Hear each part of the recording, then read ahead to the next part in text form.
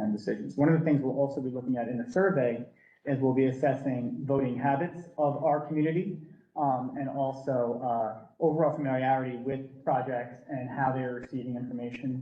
One of the biggest takeaways from the referendum that we learned kind of in our postmortem was how differently our community receives information in the various areas of town, and also how different our voting behaviors were. We had a tremendous amount of our residents participate in mail-in ballots, admittedly much more than I had expected personally.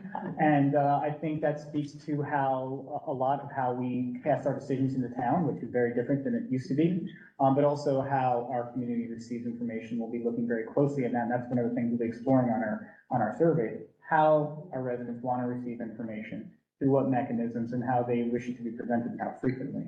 Because it can be overwhelming. I know sometimes even in managing the social media sites, I become overwhelmed when there's too many posts in one day, because next thing you know, an important piece of information gets pushed down and we can miss it. So there's a lot of different things that we're looking at and ways to streamline things, and the survey is going to be a big part of that.